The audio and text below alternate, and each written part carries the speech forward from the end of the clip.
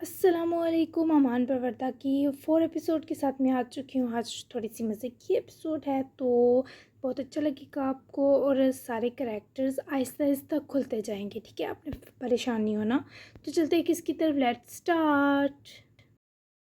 بہت جلد سامنے آؤں گا، بزدل نہیں ہوں، جو دل چاہتا ہے داؤ پر لگانے کی ہمت ہے مجھ میں۔ چائے کی گرما گرم کیتلی آگ سے دہکتے مٹی کے چولہے پر سے اتارے تو ترکش کپس میں ایرانی قہوہ انڈیلتے وہ گھنی داڑھی مونچھ والا آدمی کسی سے غائبانہ غصے اور حقارت سے مخاطب ہوا تو اس دوسرے شخص کے چہرے پر استہزاء بکھرا۔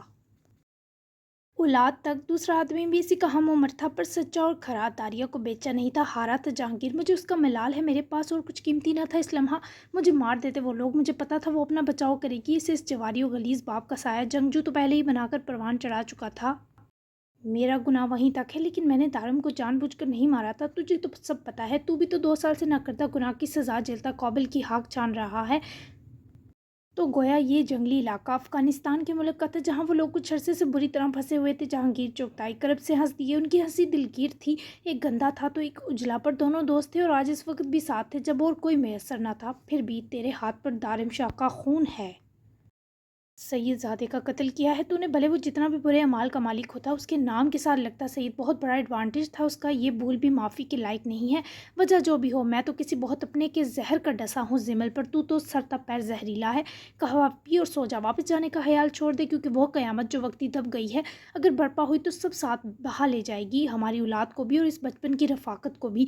جہانگیر نے تلخی اور بربریت کا مظاہرہ کرتے اس قاتل جواری کو آئینہ دکھایا اور اپنا کپ اٹھاتے وہاں سے اٹھ کر خیمے کی طرف بڑھ گئے، پر زمل ہان کے اندر وقت کے ساتھ ساتھ خوف بڑھنے لگا تھا، اپنے بوئے کو کاٹنے کا خوف۔ ایک نئی صبح آ چکی تھی۔ داریا صبح فجر کے بعد ہی ماموں کے نام ایک نوٹ جس پر یہ لکھا تھا کہ وہ انیب کے پاس جا رہی ہے لکھ کر کچن کی میز پر رکھے واپس چغتائی پیلس چلی گئی، کیونکہ انیب کی فکر ہو رہی تھی۔ تبھی داریا کے آنے کے سبب عاقب بھی ایک اہم میٹنگ کے لیے خوشاب نکل گیا۔ ماریا صاحبہ تو بستر سے آ لگی تھی، اب تک تعزیتی چغتائی پیلس میں موجود تھے، جبکہ سمن صاحبہ کو تو چپ لگ گئی تھی۔ حوصلہ کریں آپ، انیب ذرا اپنے میڈیا ہاؤس کی طرف سے نشر کی کچھ بھیجا فضول خبروں کی مذمت و تردید کے لیے کچھ دیر فون پر مصروف تھی۔ تبھی داریا کمرے میں آئی جہاں سمن ماریا کے پاس بیٹھی ان کا بے جان ہاتھ تھامے رو رہی تھی۔ داریا نے اپنا ہاتھ سمن کے کندھے پر رکھا تو وہ ایسے ہٹا گئی جیسے اچھوت ہو۔ کیسے کروں، ہاں میرا سر ننگا ہو گیا ہے داریا بی بی، میری یہ ماں سے بڑھ کر پیاری ساس زندگی اور موت کی کشمکش میں ہے۔ میرا بیٹا 8 ماہ سے لاپتہ ہے، میں سر تا پیر اجڑ گئی ہوں، کہاں سے لاؤں حوصلہ؟ اور تم کیوں دکھی ہو؟ تمہیں تو اپنے دشمنوں کی اذیت پر جشن منانا چاہیے۔ اس وقت وہ عورت صدمے میں تھی، تبھی داریا نے اس کی کسی بات کا برا نہ منایا اور پاس ہی بیٹھی۔ اگر میری جگہ آپ کی بیٹی ہوتی اور کوئی اس سے زیادتی کرنے کی بارہا کوشش کرتا تو کیا آپ اپنی بیٹی کو کوئی قانونی سٹیپ اٹھانے کی اجازت نہ دیتی؟ داریا کے سوال پر سمن نے اسے سوجی سنگ دلانہ نظروں سے دیکھا اور ہاتھ بھی جھٹکا، بلکہ اٹھ کھڑی ہوئی جیسے چیر پھاڑ دے گی۔ داریا بھی فوراً اٹھ کر کھڑی ہوئی۔ خدا کا شکر ہے ایسی مصیبت اللہ نے مجھے دی ہی نہیں، بیٹیاں صرف آزمائش اور ذلت ہیں، اور میری بیٹی ہوتی بھی تو وہ تمہاری جگہ کیوں ہوتی؟ وہ نیک اور شریف ہوتی، تمہاری طرح ہر گلی میں بدنام نہ ہوتی۔ تم نے یہ ذلت اپنے مقدر میں خود لکھی ہے۔ اتنی ماہر ڈائبٹیز اسپیشلسٹ کے باوجود تمہیں کیا پڑی تھی اس گند میں کودنے کی؟ تم نے ہمیں چغتائی جیسے لوگوں کو اپنا جسم دکھا کر ہی تو اپنے پیچھے کتوں سا لگایا ہے، پھر ان کا کیا قصور؟ یہ بھلے زہر تھا، پر پورا سچ ہوتا تو وہ پی بھی لیتی، پر اس لمحے سے لگا وہ زمین و آسمان کے بیچ کہیں معلق ہو گئی۔ کوستی تھی اس دن کو جب اس نے اس گند میں قدم رکھا تھا۔ زمل جلال خان نے ہارا تھا اسے اپنے جیسے غلیظ آدمی کے پاس جوئے میں، اور داریا کو اپنی عزت اور جان میں سے اس لمحہ کوئی ایک بچانی تھی۔ وہ مر جاتی تو اس کے ماموں اور لالا بھی مرتے، تبھی اس نے جینے کی کوشش کی، یہ بدنامی کا توق اپنے گلے میں ڈال لیا اور فلم انڈسٹری میں آ گئی۔ ہاں، اب داریا اس فیلڈ میں کسی مقصد کے لیے تھی، اور وہ مقصد ہی اس لڑکی کی تکلیفوں کا مرہم تھا، لیکن وہ یہ سب کسی کو بتا نہیں سکتی تھی، نہیں بتا سکتی تھی کہ اس کا بال بال اب تک قرض میں جکڑا ہے۔ میں نے اپنا ہر قصور مانا ہے، اور یہ میری طرف سے کیے ہراسمنٹ کے کیس کی فائل میں بھی درج ہے۔ سمن آنٹی، میں نے کب انکار کیا ہے؟ یقیناً آپ کی بیٹی ہوتی تو بہت نیک ہوتی۔ میں نے کب کہا نیک ہوں؟ میں تو بس آپ کی دل جوئی کر رہی ہوں۔ داریا کے نرم پڑنے پر وہ عورت سسک کر اس سے منہ ہی موڑ گئی، کیونکہ کہیں نہ کہیں خود بھی جانتی تھی ناگ کی زوجیت میں رہتی آئی ہے اور سپولے کو جنم دے بیٹھی ہے، پر کیا کرتی تھی تو ایک عورت۔ نہیں چاہیے ہمیں تمہاری دل جوئی، تم جا کر جشن مناؤ، ہم خود کو خود سنبھال لیں گے، جاؤ، کیونکہ تمہیں دیکھ کر میرے زخم رستے رہیں گے، کبھی بڑھ نہ پائیں گے۔ سمن کی تکلیف کا احترام اس وقت داریا پر فرض تھا، جیسا آپ مناسب سمجھیں، ٹیک کیئر۔ بنا کوئی اصرار کیے وہ کمرے سے گئی تو سمن نے پلٹ کر اس کے گم ہوتے سراپے کو دیکھا اور پھر سے وہیں بیٹھے رونے لگی۔ داریا کا پلان گھر واپسی کا تھا، مگر انیب اسے باہر سے قسم جاتا دیکھے دوڑ کر پاس آئی اور ہاتھ پکڑے روکا۔ داریا کی آنکھوں میں حزن سا جمع تھا۔ تم ٹھیک ہو داریا؟ انیب کی آواز سی کانپی تو داریا نے اس کی گال سے ہلائی اور ایسا جگر پاش مسکرائی کہ موسم سوگوار کر گئی۔ زمل جلال خان نے مجھ سے مجھے پیدا کرنے کا بہت بڑا تاوان لیا انو، کہ آخری سانس تک میں ان کی بیٹی ہونے کا ماتم ہی مناتی رہوں گی۔ کاش کسی فقیر کے گھر پیدا ہو جاتی، تھوڑی سی نیک نامی مل جاتی۔ آج پہلی بار زندگی کے 29 سال گزارنے کے بعد اسے لگا جیسے وہ بہت اکیلی پڑ گئی ہے۔ وہ تم نے سنا نہیں کہ بدنام نہ ہوں گے تو کیا نام نہ ہوگا میری جان؟ کیا رکھا ہے نیک نامی میں جس کی ہر لمحہ حفاظت کرنی پڑتی ہے؟ اور اس رسوائی کو دیکھو کتنی باوفا ہے، پیچھا ہی نہیں چھوڑتی۔ انیب اسی جیسی تھی، پاگل اس وقت لگی بھی، لیکن اب میرا دل اس رسوائی سے ہولنے لگا ہے انو۔ میری رسوائی میرے لالا اور ماموں کی کتنی بڑی آزمائش ہے، یہ میں جانتی ہوں۔ یہ الگ بات ہے کہ وہ مجھ سے کچھ کہتے نہیں، کیونکہ جانتے ہیں داریا خوشی سے بدنام زمانہ نہیں بنی، میرے ہر دکھ سے واقف ہیں۔ میں یہ تک جانتی ہوں کہ حیات لالا کو ان کی سنجیدگی اور رعب کے سبب نہیں، ان کی اس بہن کی وجہ سے ریجیکٹ کیا جاتا ہے۔ داریا کی آنکھوں میں بہت کم آنسو آتے، لیکن جب وہ روتی تو پوری دنیا ماتم میں لگنے لگتی۔ انیب نے اسے گلے لگایا۔ ایسا کچھ نہیں ہے، یہ ظالم دنیا کسی کو دے ہی کیا سکتی ہے لعنتوں اور گالیوں کے سوا؟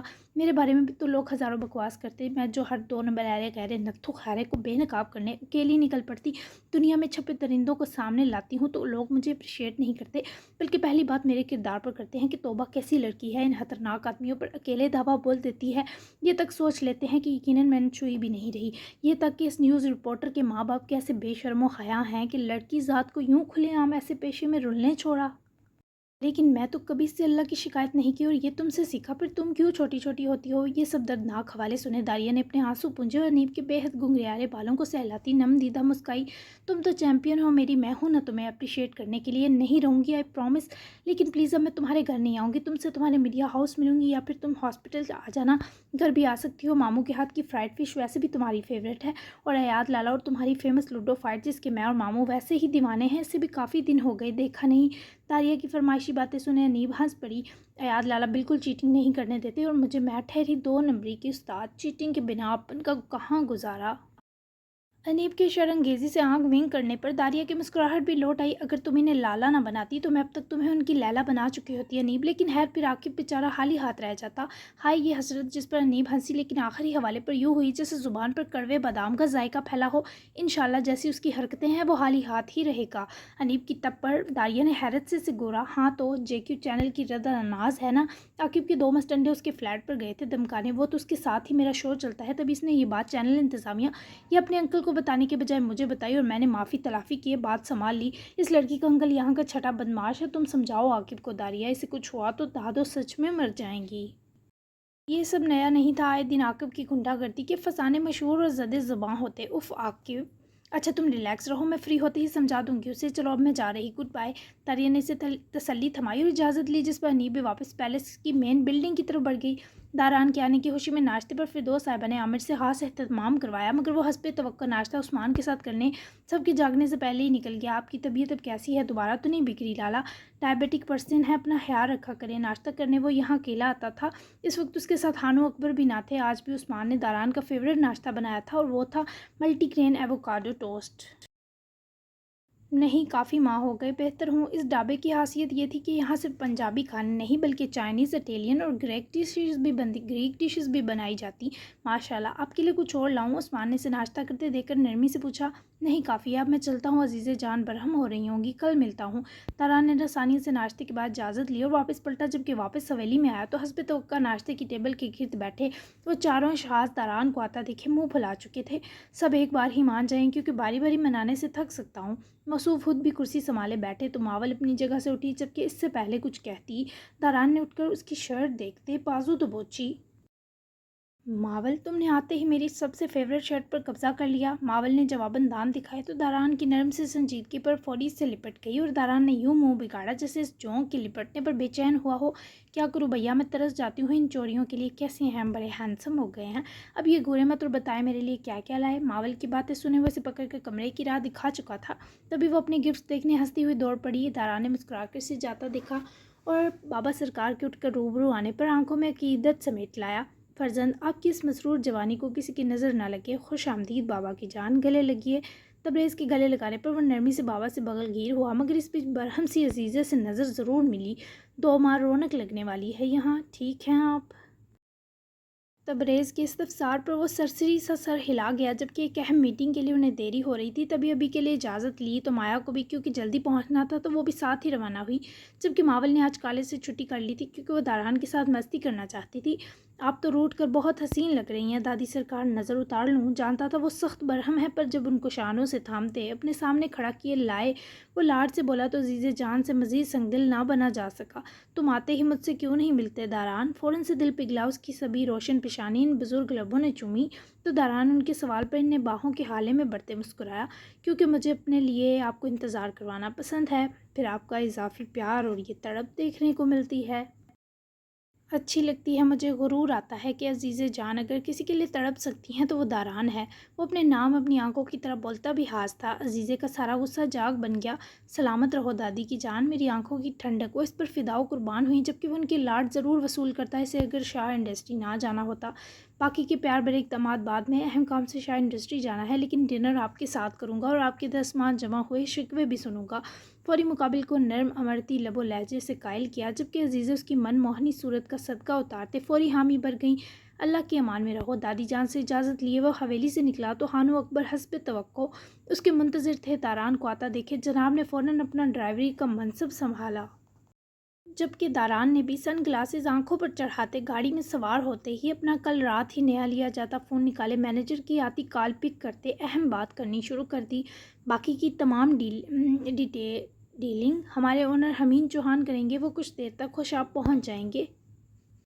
آپ کا بہت نام ہے، تبھی ہم ایک بار پھر اسلام آباد کا پورا شہر چھوڑ کر اپنے اس ہیوج ایونٹ پر فلاورنگ ورک آپ سے لینا چاہتے ہیں مس مایا کبیر۔ حمید کی سیکرٹری سدرا اس وقت مایا کبیر کی فلاور شاپ میں ایز اے گیسٹ موجود تھی۔ اسے کافی کے ساتھ اسپیشل پف پیسٹریز سرو کی گئی تھی۔ یہ شاپ کی سب سے famous flower and bouquet shop تھی، جسے فریگرنٹ کے نام سے جانا جاتا تھا، اور اس کی مقبولیت کی مین وجہ مایا کبیر کی اپنی نرسری تھی، جہاں شاپ پر موجود پھولوں کی اکثریت خود ماہر لوگوں کی نگرانی میں اگائی جاتی۔ مجھے امید تھی کہ وہ ہم سے اگین ضرور ورک کروائیں گے۔ آپ نے بتایا تھا وہ لاسٹ پر کافی مطمئن ہوئے تھے۔ مایا کے لیے ایسے بڑے آؤٹ آف سٹی پروجیکٹ ہمیشہ خوشی اور ایکسائٹمنٹ کا سبب ہوتے۔ جی مایا کبیر، وہ تو آپ کی سروس کے دل دادہ ہو گئے ہیں۔ پھولوں کی مختلف اقسام سے لے کر کوالٹی اور فریشنس، کسی چیز پر آپ لوگوں نے کمپرومائز نہ کیا، اور یہی آپ کی مقبولیت کی وجہ بھی بن رہا ہے۔ اور ایسے خاص ٹیولپس جو صرف پیرس میں پائے جاتے ہیں، ان کی آپ کی نرسری میں موجودگی پلس پوائنٹ ہے۔ پھر خاص طور پر آرچڈ، گلیڈیولس، گربیرا، روز، مائنڈ بلوئنگ۔ سدرا کی اتنی ستائش پر مایا پھولنے نہ سما رہی تھی، تبھی کسی کی نظر اس سرخ ٹیولپ کے پھول پر پڑی اور ہٹنا بھول گئی۔ اپنی وجاہت خیز پرسنالٹی کے سنگ روڈ پر گاڑی کھڑی کیے تو اپنے گارڈ کے ہمراہ حمید ہاف وائٹ شرٹ کے کامبو کے سنگ براؤن ڈریس کوڈ میں سجتا ہوا باہر نکلا تو شاپ کے مرر وال سے اسے پھولوں کے حالے میں بیٹھی مایا دکھائی دی کہ سمجھنا مشکل تھا وہ پھولوں جیسی ہے یا پھول اس جیسے ہیں۔ حمید کی آنکھوں میں چلی آتی وارفتگی کی چمک جولائی کے جوبن پر دمکتے کڑکتے سورج نے ادھار لے لی۔ منظروں میں مدہوش امرت گھلنے لگا، سر آگے۔ سدرا کی نظر پڑنے کی دیر تھی کہ مایا بھی ذرا گھبرا کر اٹھ کھڑی ہوئی۔ خوبصورت آبشاری بال کھولے، سادہ سی چھوٹی چھوٹی کڑھائی والی بوٹی سے سجی شرٹ کے ہمراہ تنگ ٹراؤزر پہنے، بالوں کو ایک طرف شانے پر پھیلائے، تر و تازہ میک اوور سے چہرے کے روشن حدوحال اور حسین کیے، ہیلز پہنے بہت دلربا لگ رہی تھی۔ پر اس کی نظروں میں عقیدت تب اتری جب اس کی حمید سے نظر ملی۔ میں ابھی مایا سے آپ کے کہے تعریفی جملے ہی کہہ رہی تھی سر۔ سدرا نے چہک کر ان دو کے بیچ کا فصو توڑا۔ یہ میرے منہ سے بھی تعریف سننے کی مستحق ہے۔ ویل، آپ اور آپ کی ٹیم نے پچھلے ایونٹ کو کامیاب بنانے میں برابر حصہ ڈالا مایا کبیر، اور اسی کا شکریہ ادا کرنے کے لیے ہم دوبارہ آپ کے فلاور فریگرنٹ کی خدمات لینا چاہتے ہیں۔ لیکن ایونٹ اس بار بہت بڑا ہے، ایک ایوارڈ شو کی تقریب ہے جس کی تھیم بہار پر مبنی ہے، تو ہمیں ہر وہ پھول چاہیے جو اس سبز کے موسم کے باوجود بھی بہار کی طرح کھلا لگ کر بہار کا تاثر دے۔ حمید نے سنجیدگی کے سنگ مایا کے ذرا فاصلے پر رک کر تعریف کے ساتھ اگلا پروجیکٹ پیش کیا، جس پر مایا نے ایک نظر سدرا کو دیکھا، پھر حمید کو، اور فوری مسکراتی حامی بھر گئی۔ ہم اپنا بیسٹ دیں گے، آپ مطمئن ہو جائیں۔ مایا کا یقین دلاتا میٹھا لہجہ ہی تو حمید کے دل پر دستکوں کا سبب بنا تھا۔ کچھ ماہ پہلے ہی وہ اسے پسند آئی تھی، اور جب پتہ چلا یار کی سالی یہی مایا ہے تو تب تو بنا سوچے وہ حمید کے دل کی مسند پر بیٹھ گئی۔ لیکن مایا اس سے یکسر بے خبر تھی۔ میں مطمئن ہوں، اور یقیناً جب آپ کے ساتھ کام کروں گا یہ طمانینت بڑھے گی۔ پیمنٹ ڈیٹیلز آپ سے سدرا ڈسکس کرے گی اور ڈیکوریشن پیٹرن فائل بھی دے گی تاکہ آپ کو اندازہ ہو جائے کس قسم کے پھول اور کیسے تراش حراش میں درکار ہیں۔ Best of luck and have a good day. وہ صرف مایا سے ملنے اتنی دور آیا تھا اور تبھی وہ بہت خوش تھی. حمید نے اپنی بات مکمل کی اور مسکرا کر ایک آخری بار مایا کی آنکھوں سے آنکھیں ملانے کی گستاخی کیے فوری وہاں سے اپنے بکھیرے سحر کو اسی جگہ پر پھیلائے پلٹا اور باہر چلا گیا. لیکن مایا کو اسی طرح کی باتیں سنائی نہ دیں کیونکہ مایا کا دھیان تو حمید چوہان اپنے ساتھ باندھ کر لے گیا تھا. شاہ فیملی ہوشاب ڈسٹرکٹ کی جانی مانی المیسیا، میں نے نام جو ریئل والی ہے اس سے تھوڑا بدل دیا ہے، کیمیکل انڈسٹری کے مالک تھے. ملک کے اندر ہی نہیں بلکہ ملک کے باہر تک ان کی مقبولیت تھی اور اکثر و بیشتر ورک پروجیکٹس بھی آؤٹ آف کنٹری سے لیے جاتے جس میں تبریز شاہ کے سب سے خاص ترکش استنبول کے رہائشی دوست محمد اور مردان سر فہرست تھے. کیمیکل انڈسٹری ان کمپنیوں پر مشتمل ہے جو صنعتی خاصیت اور دیگر کیمیکل تیار کرتی ہیں. جدید عالمی معیشت کا مرکز یہ خام مال، تیل، قدرتی گیس، ہوا، پانی، دھاتیں اور معدنیات کو صنعتی اور صارفی مصنوعات میں تبدیل کرتا ہے. کیمیکل پلانٹ میں سب ورکر بہت ہونہار تھے تبھی تو ان کے بزنس کو دن بدن ترقی مل رہی تھی. Chemical plant workers chemical processing plant میں معمول کا کام سر انجام دیتے تھے جیسے مواد کو پروسیسنگ ایریاز تک پہنچانا، اجزاء کو ہاپر میں ڈالنا، کیمیائی محلول کو گرم ٹھنڈا کرنے اور مشتعل کرنے کے لیے مشینیں چلانا، کنٹینرز کو کور بڑھنا اور باندھنا اور مصنوعات پر لیبل اور معلومات منسلک کرنا، اور ہر پلانٹ لیبر کو اس کی محنت کا بھرپور معاوضہ ملتا تھا. شاہ خاندان کے ساتھ اس بزنس میں عاقب موہان سے پہلے اس کے والد جاسم موہان پارٹنر تھے مگر ان کی وفات کے بعد سے یہ پارٹنرشپ عاقب نے پوری ذمہ داری سے سنبھال رکھی تھی. ٹھیک 12 تک داران ماہر آفس پہنچ چکا تھا. پلانٹ کا وزٹ کرنے سے پہلے وہ کچھ دیر کے لیے مینیجر سلطان سے ملنے بلڈنگ کی طرف بڑھا مگر توقع کے برعکس اس کی راستے میں عاقب سے ملاقات ہوئی. اوہو، بڑے لوگ آئے ہیں. عاقب کی طنزیہ ٹون کے جواب میں ویسی شرط باہر نگاہیں داران نے اس پر ڈالی اور اپنے آفس آنے کا اشارہ کرتا پاس سے مغرور بنا گزرتا چلا گیا. عاقب نے اس خود بین شخص کی سلگتی حرکت بس اس لیے سہ لی کیونکہ داران ماہر اس سے دگنے شیئرز کا مالک تھا. داران اپنی رولنگ چیئر سنبھالے مینیجر سلطان کے لائے کچھ چیک کی ہی سائن کر رہا تھا جب عاقب پراعتمادی سے اندر آیا. داران نے سلطان صاحب کو جانے کا اشارہ کیا اور خود بھی اٹھ کر میز کرسی کے بیچ سے نکل کر ٹیبل کے پاس آ رکا. خوبصورت مٹھاس سے لبریز چہرے پر مست تاثرات تھے جو مقابل کے اندر لگی آگ سے محسوس ہونے کا سبب تھے. ایسے کیا دیکھ رہے ہو؟ داران کو عاقب کی گستاخانہ نظریں اچھی نہ لگیں. دیکھ رہا ہوں کہ تم واقعی اتنے انجان ہو یا بننے کی اداکاری کر رہے ہو. عاقب کا طنز وہ فوری بام گیا. تبھی داران کے مغرور تاثرات میں سختی و تلخی کا ایک ساتھ اضافہ ہوا.